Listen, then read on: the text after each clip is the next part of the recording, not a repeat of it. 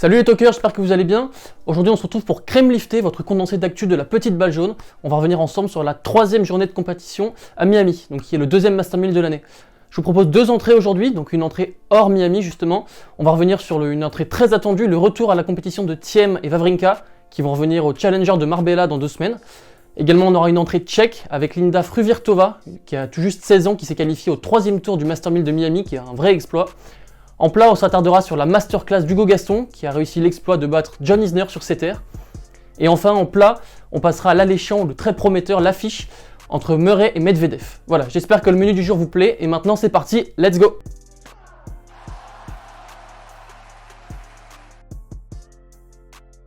Comme je vous le disais en introduction, on va revenir sur le retour très attendu de Dominic Thiem et Wawrinka. Ils ont tous les deux raté une grande partie de la saison dernière. Thiem a raté plus de 9 mois de compétition, il a été gravement blessé au poignet droit, il s'est même fait opérer. Il est redescendu au 50e rang mondial et il devait initialement reprendre sur la tournée sud-américaine avec Rio notamment. Mais il a déclaré forfait, il a décalé sans cesse son retour, il devait même jouer Indian Wells et Miami. Mais cette fois ça y est, il a sollicité une wildcard à Marbella et il en sera. Wawrinka quant à lui aura raté plus d'1 an de compétition, il a été opéré 2 fois du pied gauche, il est redescendu au 232e rang mondial. Et petite particularité, pendant sa phase de rééducation, il s'entraînait dans les locaux du PSG, dans le centre d'académie du PSG. Ils ont donc fait le choix de reprendre sur le circuit secondaire en Challenger, et c'est la première fois de l'histoire qu'un Challenger accueillera 2 anciens membres des 3 premiers mondiaux. Wawrinka était numéro 3 mondial en 2014, Thiem quant à lui en 2020. Ce tournoi aura fière allure puisqu'en plus de 2 anciens vainqueurs en Grand Chelem, ils ont tous les deux gagné l'US Open, il accueillera des vrais spécialistes de la terre battue comme Verdasco, Cuevas, Andujar ou encore Holger Rune. À titre personnel, je suis ravi de cette nouvelle puisque ce sont 2 joueurs que j'apprécie énormément. Ils ont tous les deux un revers à une main et je suis particulièrement sensible au revers à une main. Surtout eux, ils ont des revers magnifiques, puissants, enfin un truc de dingue. Ils ont fait le choix de reprendre sur terre battue avant le premier rendez-vous de la saison sur printemps, sur terre battue qui est bien évidemment Monte Carlo, afin de retrouver un petit peu des repères, des sensations. Et j'espère vraiment qu'ils vont pouvoir justement prendre leur marque, retrouver les repères sur le court, puisqu'on sait que ce sont tous les deux de grands spécialistes sur terre battue. Et la saison sur terre battue arrive très prochainement. Ils ont tous les deux très bien joué, notamment à Roland Garros. Ils ont tous les deux joué une finale là-bas, enfin au moins une. Et voilà, j'attends vraiment leur retour avec impatience. J'ai hâte de les voir et hâte d'être à Marbella. On passe tout de suite à la 2e entrée, une entrée tchèque. Je vais vous parler de Linda Fruhvirtova, qui est une toute jeune joueuse, je ne sais pas si vous la connaissez. Elle a tout juste 16 ans, elle est née en 2005. Et elle a obtenu une invitation pour ce tournoi. Elle a passé brillamment le premier tour. Et là, hier, elle jouait Elise Mertens, 24e mondiale, ex numéro 12. Elle l'a battue en 3-7 à tout juste 16 ans, encore une fois. C'est vraiment un exploit, on ne se rend pas compte. Et cette joueuse ne débarque pas de nulle part. C'est la protégée de Patrick Mouratoglou. Elle s'entraîne dans son académie depuis plusieurs années. Elle a gagné les petits as en simple, puis en double avec sa sœur. Sa sœur a également gagné les petits as l'année d'après. Et c'était la première fois de l'histoire que 2 sœurs ou même 2 frères gagnaient les petits as sur une année consécutive. Linda Fruhvirtova est également la plus jeune joueuse ever à avoir intégré le top 400 à tout juste 15 ans. Et hier, elle a vraiment fait un match de patronne. Elle a sauvé des balles de break dans le 3e set contre Mertens. Et elle a montré toute sa force mentale, toute son habileté. Et son comportement m'a beaucoup plu. Elle a un coup à jouer puisque là, elle va jouer Azarenka, qui a joué environ 3 heures hier. Gardez bien ce nom en tête, Fruhvirtova, puisque elle et sa sœur sont des prodiges. Et qui sait, ce seront peut-être les nouvelles sœurs Williams à l'avenir. 15 ans, 46 places et 35 cm séparent le géant américain John Isner du petit Toulousain Hugo Gaston. Et pourtant, Hugo Gaston s'est imposé hier, il a brillé, il a sorti une vraie masterclass face au géant américain qui est pourtant réputé pour exceller à Miami. Il a gagné ce tournoi en 2018, il a fait une finale en 2019 contre Roger, qui est le dernier Master 1000 en date de Roger. Et Gaston hier m'a vraiment impressionné, pourtant Isner a pu compter sur son arme fatale, le service bien évidemment. Il a sorti 22 aces, 68% de première, 83% de réussite derrière sa première, donc des chiffres standards pour Isner, des chiffres classiques.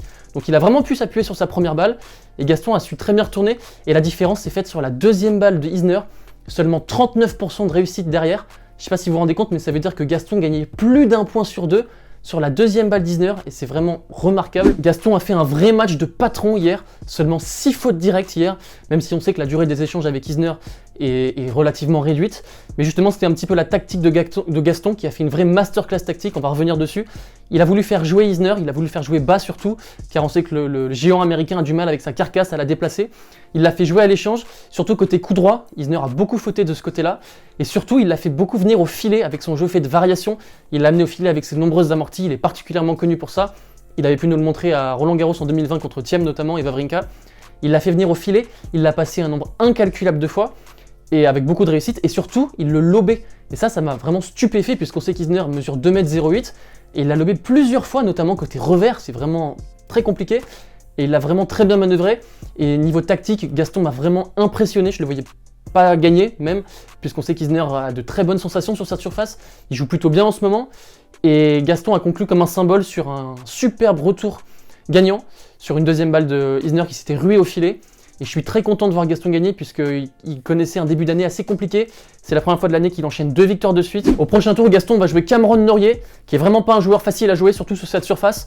Norrie est en forme, il a gagné Delray Beach, il a fait une finale à Acapulco contre Nadal et un quart à Indiana Wells très récemment contre Carlos Alcaraz. Et ça va être un match entre deux gauchers explosifs, complètement différent du match face à Isner où cette fois il y aura de longs échanges. Et Gaston pourra nous montrer toute sa finesse, tout son toucher de balle. Mais je crois en lui et j'espère vraiment qu'il pourra bien nous représenter. Et Fonce champion représente bien Toulouse. On passe tout de suite au dessert qui est le choc, le véritable choc du troisième tour entre Medvedev et Murray, deux anciens numéro 1 mondiaux. Je dis bien ancien pour Medvedev car il n'est plus numéro 1 mondial, il a perdu sa place. Et pour la retrouver, il doit faire au moins une demi-finale à Miami. Et en face, Murray bien sûr l'a été en 2016. D'un côté, on a un Medvedev qui déçoit en ce début d'année. Il ne s'est toujours pas remis de sa défaite cruelle en finale de l'Open d'Australie contre Nadal. Il sort d'une grosse défaite contre Monfils, surtout dans le contenu du match où il avait complètement balancé son match. À la fin, il cassait des raquettes, il ne se battait plus, il n'avait plus envie de gagner. Mais là, je pense qu'il a vraiment envie de se battre, de retrouver sa place de numéro 1 mondial. Et il a envie de se racheter lors de cette tournée américaine. Et là, c'est un petit peu le dernier moment pour le faire, surtout qu'arrive la saison sur terre battue. Il réussit très peu là-bas, il a vraiment peu de sensations sur terre battue, donc je pense qu'il va vraiment tout donner sur ce tournoi. Et puis de l'autre côté, on a Murray qui force le respect avec sa hanche en métal. Il est gravement handicapé par rapport à ça, il a du mal à se déplacer sur le court. Et pourtant, il gagne des matchs, là il a battu brillamment Delbonis. Il est néanmoins redescendu au 85e rang mondial. Et je pense que ça va lui faire du bien de jouer des top joueurs, un petit peu comme Medvedev, de voir où il en est, comment il se jauge un petit peu avant Wimbledon, qui est le principal objectif de sa saison. On sait qu'il a notamment recruté Ivan Lendl pour la troisième collaboration entre les deux. Alors depuis 2020 sur dur extérieur, Medvedev c'est 61 victoires pour 13 défaites. Quant à Murray, c'est 10 victoires pour 14 défaites. On sait que Murray a de belles sensations sur ce tournoi, il a pu le gagner 2 fois, mais c'était à Key Biscayne. Maintenant le tournoi a été délocalisé dans le stade de football du Hard Rock Stadium, donc ce n'est pas les mêmes conditions, la surface est un petit peu ralentie. Mais il y a des cotes intéressantes néanmoins, je vous conseille notamment peut-être Murray prend un set qui est coté à 1,45, je vais vous le mettre juste là. Et je vous rappelle que vous pouvez jouer avec notre code promo GST, comme je vous le rappelle, on a négocié un partenariat avec BetClick. Vous pouvez avoir un bonus jusqu'à 200 € de free bet remboursé si votre premier pari est perdant. Et c'est aussi la possibilité de regarder les matchs, puisque si vous mettez au moins 10 € sur votre compte BetClick, vous avez la possibilité de regarder tous les matchs du tournoi, vraiment n'importe lequel. Et là, il n'y a plus d'excuses de ne plus pouvoir regarder les matchs. Donc j'espère que ça vous portera chance. On arrive à la fin de notre crème liftée, j'espère que le menu du jour vous aura plu. Je vous avoue que ça a été très compliqué de faire un choix puisqu'hier la journée de compétition était très riche. Je pense à la partie de tableau de Monfils qui s'est dégagée, à Kyrgios qui a martyrisé Rublev. Mais j'ai tenu à vous parler des sujets qui me plaisaient, qui me tenaient à cœur. Dites-moi en commentaire si vous aurez souhaité que j'évoque d'autres sujets et dans ce cas-là on pourra échanger en commentaire. Demain ça sera JB qui vous donnera rendez-vous pour sa grande première, sa toute première chronique, donc on a vraiment hâte, on l'attend avec beaucoup d'impatience. Quant à moi je vous souhaite un super week-end et je vous dis à très vite. Ciao!